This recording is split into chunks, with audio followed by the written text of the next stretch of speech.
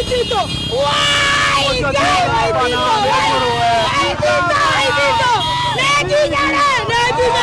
Tumekasirika sana kama vijana wa Kiambu. Kazi ya Waititu ni kuiba pesa na wasichana peke yake. Tena tunasikia ameenda Sudan, amepelekea wasichana huko, anasema ati ameenda peace talk. Sisi ni werevu sana. Tena anasema sijui amepeleka wapi. Wacha niwaambie kitu moja, huyo nyang'ao tunamtafuta. Hata kama serikali haitampata mbele yetu, sisi tutampata tukiwa wa kwanza na utadiru na yeye venye inastahili kudiriwa na yeye. So those are residents of Kiambu. They were so frustrated by their governor, Nyang'au Ferdinand Waititu. Waititu is also known as Baba Yao, but right now he is known as Mama Yao because ako kamiti akibomolewa diabs. Now in today's video, we are going to be looking at Waititu and his criminal family. I want to see how Waititu ended up in committee getting his cheeks clapped. And in order to do that, we have to start from the beginning. We have to rewind back and see the story of Ferdinand Waititu, Baba Yao, who is now Mama Yao. Tuanze video. 47-year-old Embakasi Member of Parliament Ferdinand Waititu opens for us the door into a character many have found controversial. Rowdy, crude even. Today, however, he strips his outer covering, revealing to us a past he says has molded and shaped him into the man he is today. I know actually what actually have been seen out there by people is that they conclude that this man is a hostile guy, is hot-tempered. Some can even conclude that I'm not a very civilized man. But what they don't realize is that I'm a grassroots man. I understand how to get a result. So as you can see, Waititu was explaining his lunacy, akirusha mawe like missiles. He was throwing stones and a slap watu and everything, and he's saying, I'm not crude. That is how you have to operate in Embakasi to get results. So the reason why I rewinded back all the way, this is like what, 15 years ago, is I want to tell the story of Waititu from back when he was in Kibera, because in this story he's gonna take us to Kibera and it's gonna be an interesting video. So wacha ninyamaze, video iendelee. It is in these crowded alleys that Waititu says his history began more than 40 years ago, right in the heart of Kibera slums, where he was born and bred.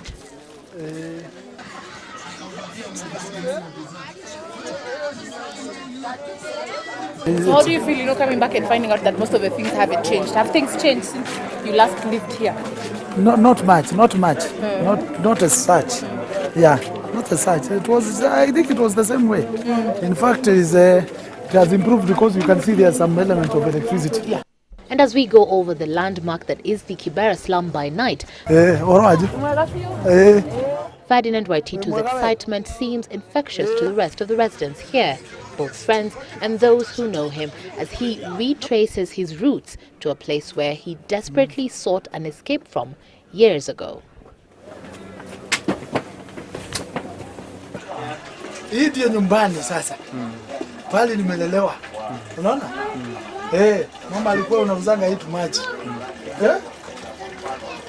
Tulikuwa watoto wengi. Mimi nakwambia my father had 2 wives, so we were 14 in number. Around that time we were about 10 children who were here. But luckily enough, all of us were able to go to school and go to education. Do you remember the specific dreams you had while in this house? After school, I'll get employment.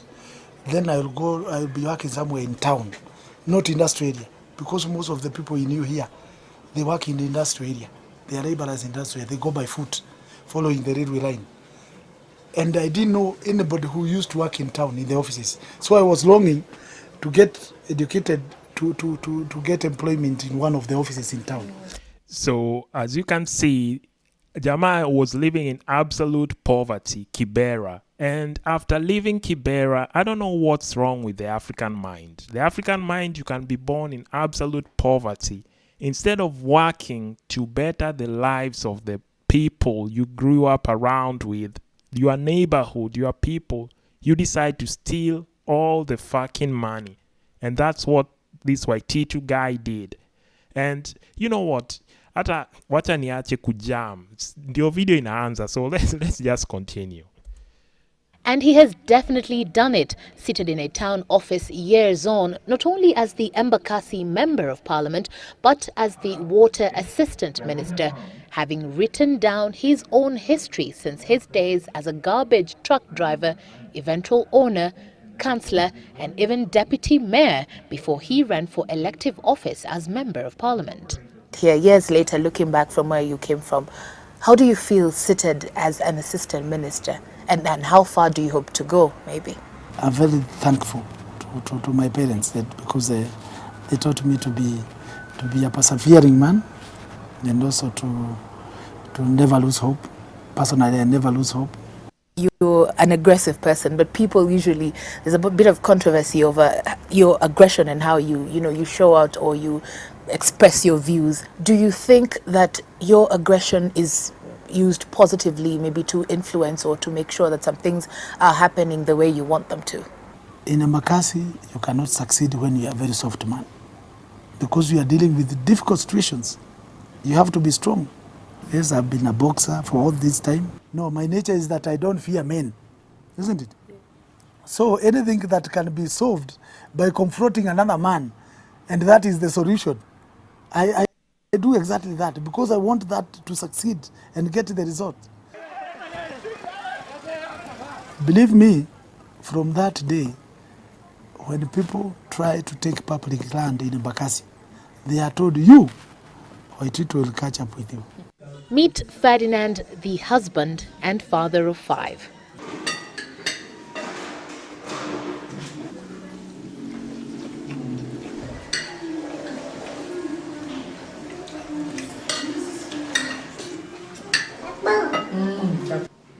So what does his family think of their breadwinner's other side? As my husband and father to my children, we will always see as if those are just news you people are trying to make news. And of course, I'll always try to interpret it that he's trying to help those people, and it is always the case. Because you cannot be a mheshimiwa and then you've been in that place and you've known how people grab land. And because you don't want to be seen on telly at chasing people, sasa ukae tu. I found it funny, but yes, it was okay. I found it funny. Okay, as you can see, it's a lovely family. See, it's a lovely family. You also agree, right? Well, wrong. This is not a lovely family.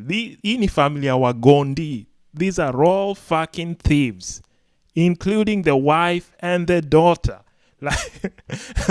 Like it's ridiculous. Ukiangalia unaona yenye family. This is just a family man. Amevaa suti. He's fighting for the poor. You know, amesema hapo hivyo that you cannot grab land in Embakasi, and he was accused of grabbing land. We're going to look at him accused of grabbing land. We're going to look at the wife accused of all sorts of crimes, including the daughters. You come a new daughter, maninani. But this is not a lovely family. These are thugs, criminals, who should be in committee next to their parents. Oh my goodness. Ebu tuendelee tuone next clip. Kiambu Governor Ferdinand Waititu could face charges of abuse of office over the illegal acquisition and transfer of land worth 100 million shillings belonging to Cecilia Mbugua, a widow, on the 2nd of January last year.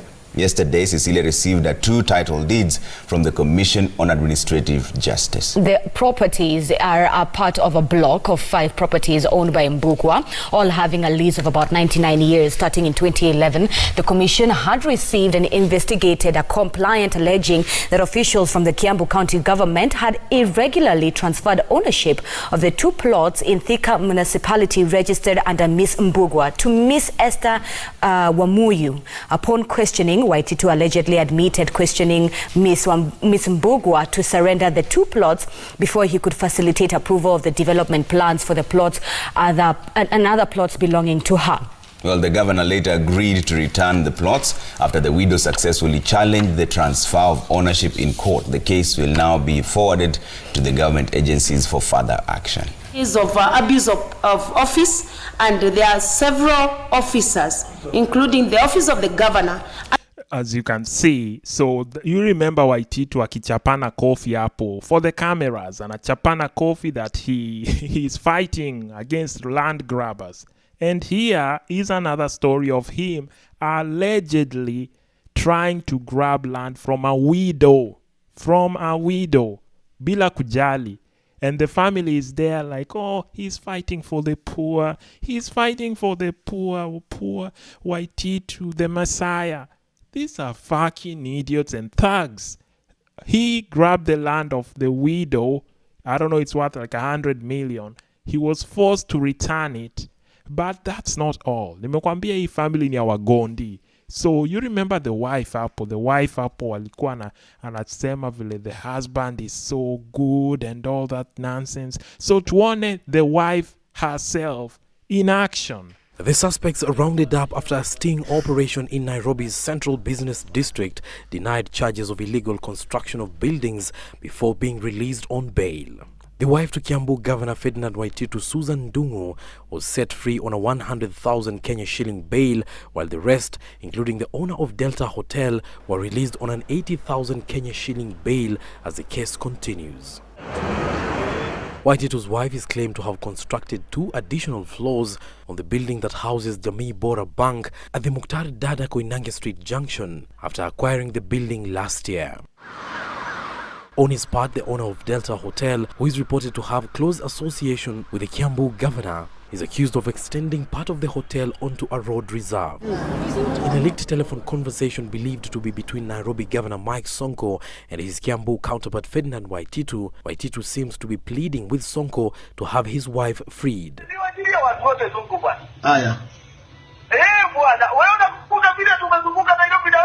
My brother. A voice that sounds like that of Nairobi Governor Sonko then promises Waititu's wife would be released but remains non-committal on whether the rest of the suspects will be set free. Wacha mimi naachilia mama, mimi navunja sheria naachilia mama because wewe ni colleague wangu na yeye ni first lady kama bibi yangu. Mama namwachilia saa hii.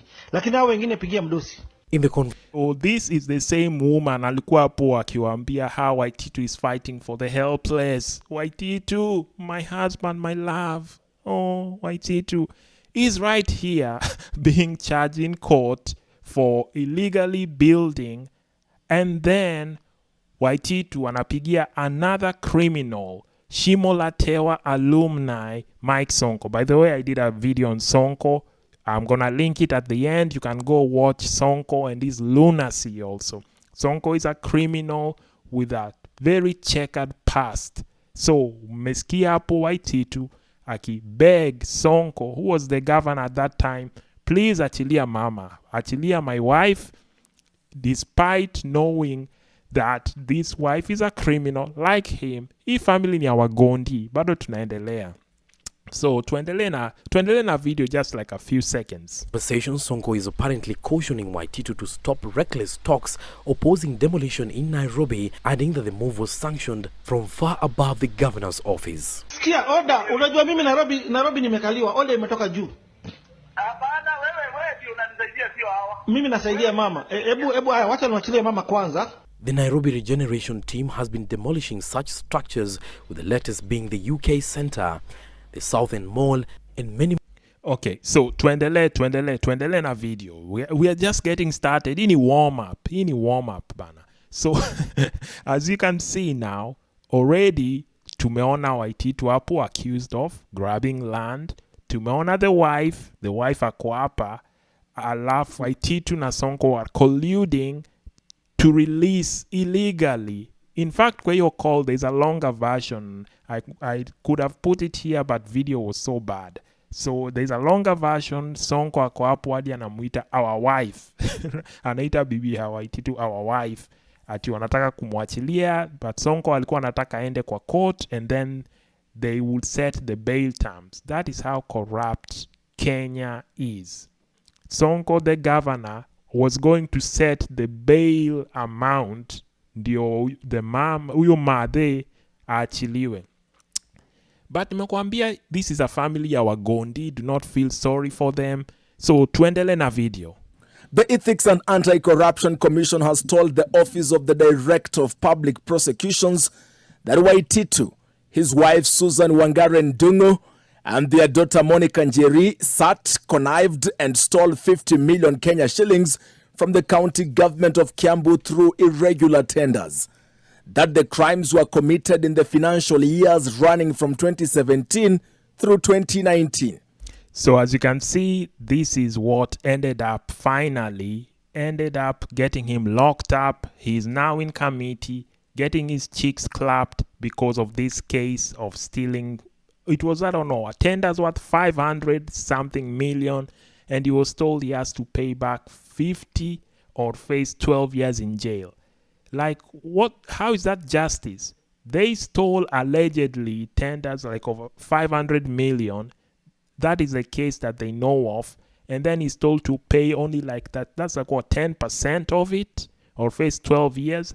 And even your 10% amesema hapana, afadhali akae kamiti ya bomolewe diabs than paying Kenyans of the money he stole. This is a very messed up family.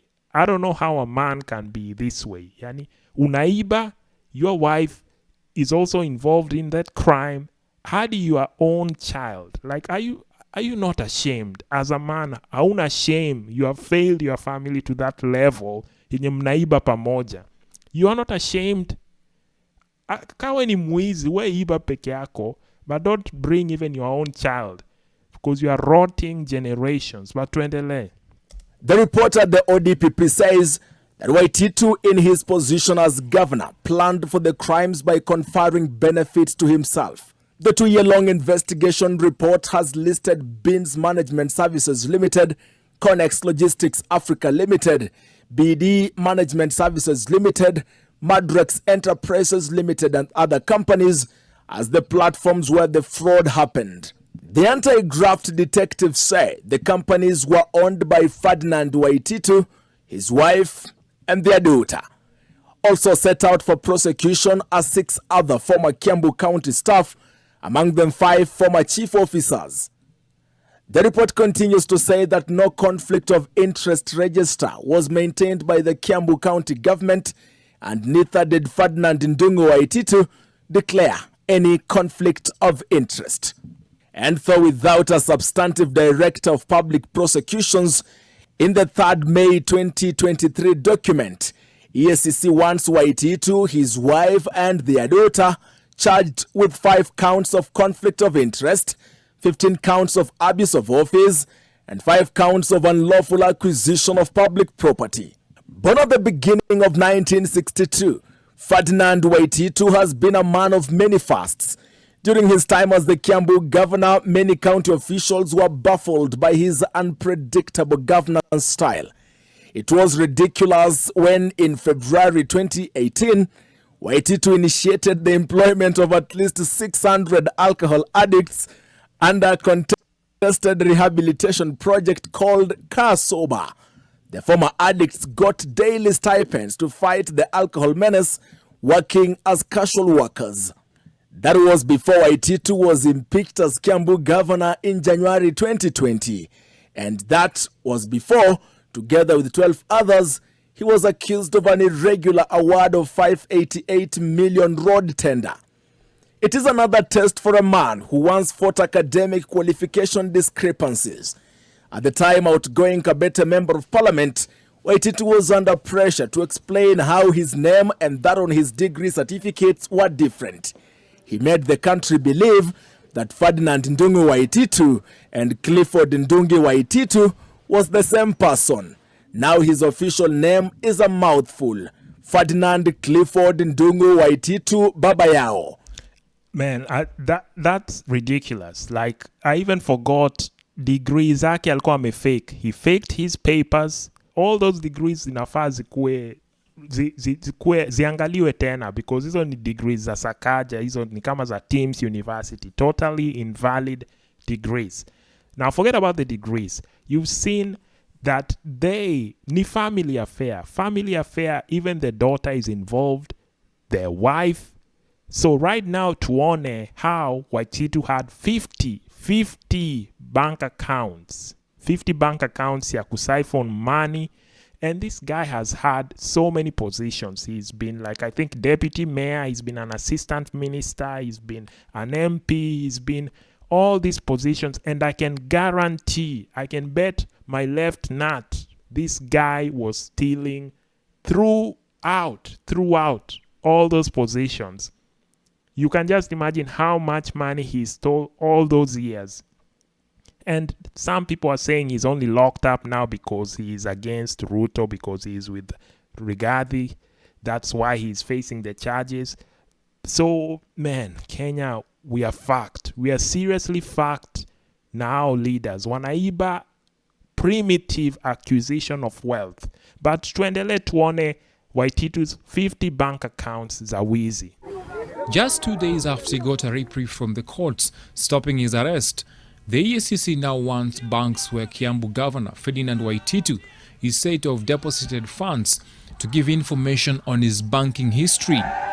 Sources at the EACC say that the institutions have been asked to provide a breakdown of all transactions, including balance sheets of at least 50 bank accounts.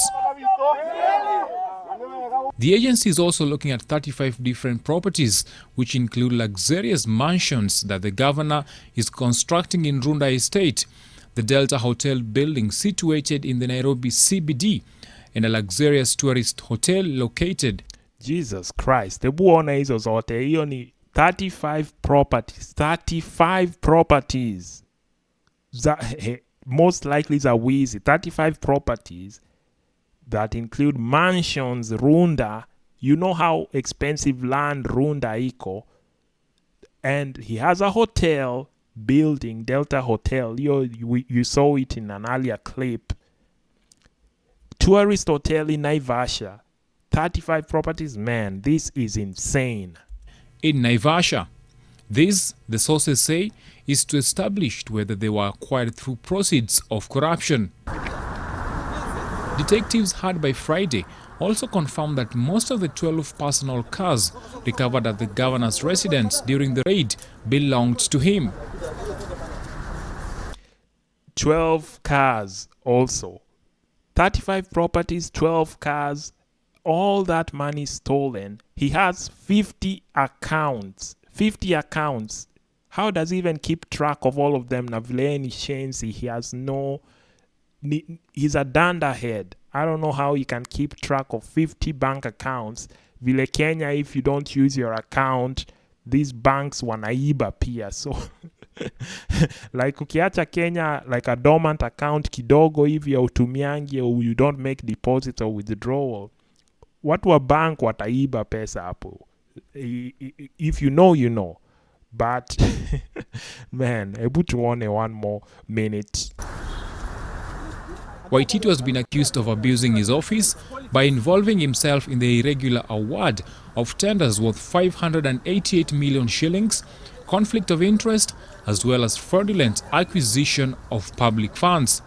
Detectives also say that investigations will extend to other relatives of the governor, MCAs, and county employees. Okay, so as I said before, I know some people would think I am so rough. I should be respecting elders. I should be respecting this guy. He was a leader. He's 60-something years old. He's a grown man. He should be given respect. I don't care. I don't give respect to fucking thieves. That is the honest truth. Kama we ni mwizi, if you're a corrupt thief in government, you are the same level to a murderer, according to me. Because hii pesa yenye ameiba would have been used to save lives. It would have been used for so many things.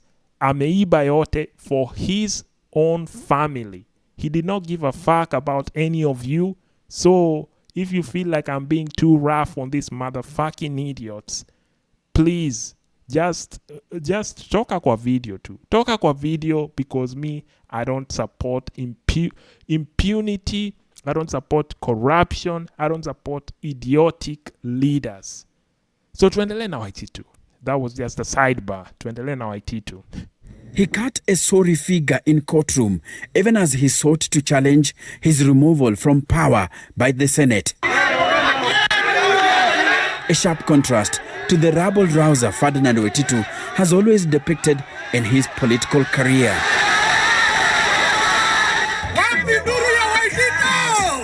The politician with a passion for baggy trousers and untucked oversized shirts has been rising through the political ranks since he stepped on the political scene as Councillor for Njiru Ward in 2002. The man whose command of the Queen's language is at best suspect rose to Deputy Mayor of Kenya's capital city, Nairobi. Ferdinand Waititu baba yao do. It is a position that catapulted him to national politics. He talked about his life at City Hall during a previous interview with Citizen TV. Mimi nikichaguliwa kwanza hata kazi na 2002. Mimi nilikuwa naendesha Mercedes na nilikuwa na Range Rover. The murder of Embakasi MP-elect Mugabe Were in early 2008 saw him win the by-election that followed. He had risen to MP level.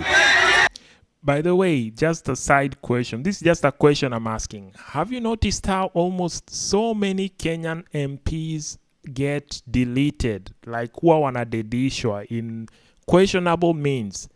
It's like it's criminal. It's like they are somehow involved in criminal activities or criminal deals.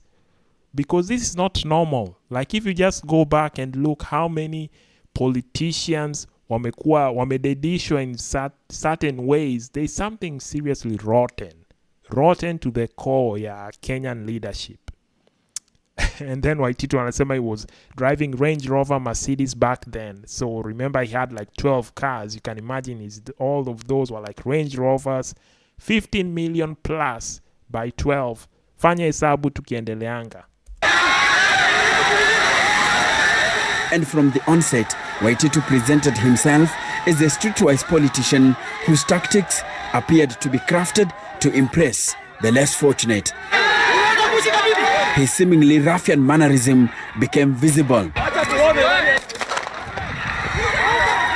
Despite his appointment as assistant minister during the Grand Coalition government, Waititu slapped people, exchanged projectiles with opponents in the streets, and vented rabble-rousing rhetoric. Ile walikula zamani hiyo itoshe, lakini saa hii kiwanja ya shule lazima ifanye nini? Ijengwe shule. With Kenya ushering in devolution under a new constitutional dispensation, the then Embakasi MP vied for the Nairobi governorship seat in 2013. He emerged second after Dr. Evans Kidero. Kidero, another fucking thief. But by the way, hata hii video inanimaliza nguvu hii video because he came second after Kidero. So meaning kwa hiyo race, there was no one good. Even if Kidero lost the governorship ya Nairobi, you would have been left with Waititu as governor wa Nairobi. Can you imagine that? Kama Waititu aliiba Kiambu mpaka watu wana scream like lunatics, was screaming like banshees kwa street vile. Can you imagine how much angeiba Nairobi? Ndio mnaona this jamaa wa madimple saizi is a billionaire. So you can just imagine Waititu how much he would have stolen if Kidero aliiba hiyo yake yote. But hata wacha tuendele tuone sasa. Waititu is already in prison. To fast forward, hii tumeenda so way back. So fast forward to this year. A few weeks ago, Waititu alikuwa na personal plea towards Kenyans. Please forgive me, Kenyans. Niliwaibia pesa, but please forgive me. I don't like it in prison. Tuone hiyo video akibeg wa Kenya for forgiveness. Former Kiambu Governor Ferdinand Waititu, alongside his wife Susan Wangari and 3 others, were found guilty in a corruption case involving 588 million shillings, marking a key moment in Kenya's ongoing battle against graft. Count 1. First accused person, guilty. In a plea for mercy, Waititu and Wangari sought forgiveness and non-custodial sentence after they were convicted of conflict of interest and graft charges. My clients have a word to the court that what transpired leading to this offense and leading to this prosecution will never, ever, ever happen again. Waititu's lawyer emphasized their roles as parents with dependents who rely on them and ask to be pardoned. Reiterate, they are sorry. They ask for the forgiveness of God and you, and they implore the Honorable Court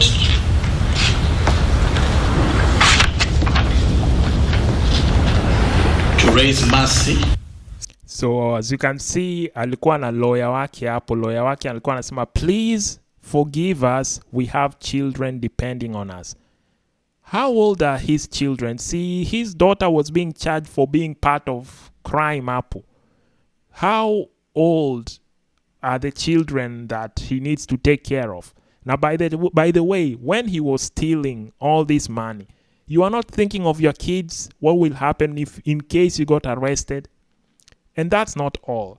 Hata kama umeiba, haukuwa na akili ya, I don't know, could stash some of them in Swiss banks, vile, you know, those prominent Kenyan families have done. They've hidden their money in those Swiss accounts.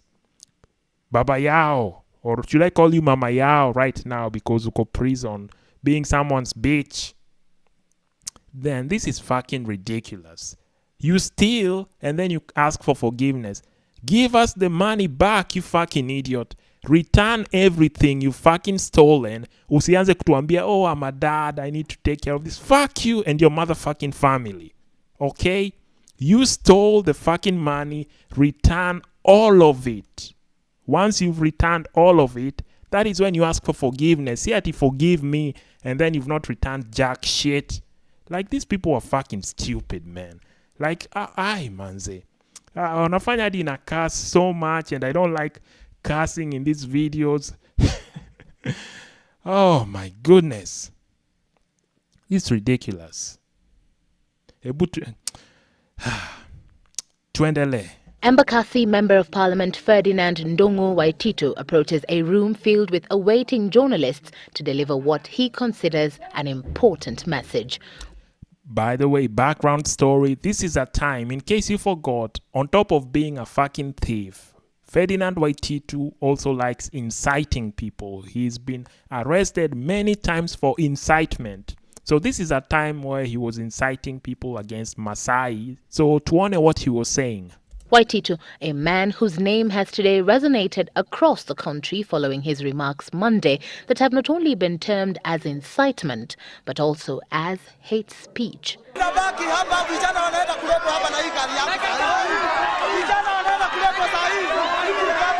This is Kayole Monday, the Embakasi Member of Parliament here informing Kayole residents of an intention he promised to follow through as an apparent solution to the death of a young boy in the area earlier. The young street boy is said to have been killed by watchmen over claims that he stole a chicken, what elicited protests in the area and prompted this reaction from the Member of Parliament. Lazima hawa Masai waondolewe area hii, sisi hatuwataki. Na mimi hiyo nimesema. Area hii yangu ya Kayole mimi sitaki kuona hiyo wa Masai. Waende kabisa. Backtracking on such actions, the Embakasi MP's biggest challenge as he prepared to address the media. And when he did. Mimi natoa msamaha kwa jamii ya Masai kwa kuoneshana kama nilisema hiyo nikiwa ninaamini wa Masai wote. Lakini vile nilikuwa nasema ni kwamba wale wakora ambayo wako pale na tunajua sio wana Kenya, sio watu ya hapa. Ni watu ya nchi jirani. Na wamekuwa wakifanya kazi ya ukora, lazima washikwe. Okay, so that, as you can see, he's always been doing stuff and then he apologizes later. Anaiba and then he says, oh, I'm sorry, Pole, I stole from you. He incites people and then he says, oh, I'm sorry, I did not mean it. So he's not really sorry, he's just sorry he got caught.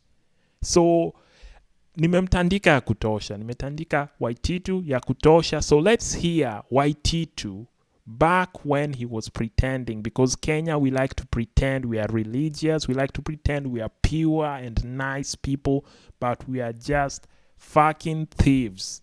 Kenya watu, if they find an opportunity to steal, they will steal. And that is what I hate about mentality ya Wakenya wengi. Okay, if you want to buy land, high chance somebody will want to scam you. So Waititu was here telling us about corruption, how corruption is bad.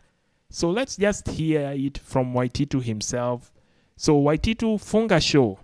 Let me tell you, what has brought all these problems in this country as far as corruption is concerned. Corruption in Kenya is not treated as an evil as it is treated in some other countries. Because you go to Eastern Europe, some people even are supposed to be hanged because of corruption.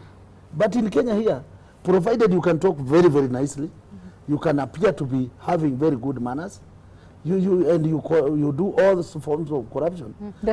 Okay, so meskia straight from the horse's mouth. Amesema some people in Eastern Europe or wherever that is, they get hanged for corruption. So Waititu, should you face the same fate yenye umesema hapo for corrupt people? So instead of begging us, you already knew. This was back 2010, I believe. 2010, he was telling us how corruption is a menace. Corruption must be defeated in Kenya. And then he ends up being corrupt. So my advice for you, Waititu.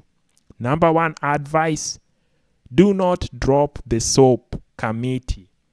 Second advice, rudisha pesa umeiba, you fucking imbecile. And then from there, we can speak of forgiveness. So that's the video for today. Let me know in the comments. Will you forgive Waititu? Should we forgive Waititu? He has a family. Should we forgive Waititu? Arudi nyumbani? Maybe he joins politics again? Or should he face his sentence like a man? He calls himself Baba Yao. He should face the sentence like a man. Let me know in the comments. If you like this video and this type of videos, consider liking and subscribing. Hii channel ni mpya. Tutaonana next time.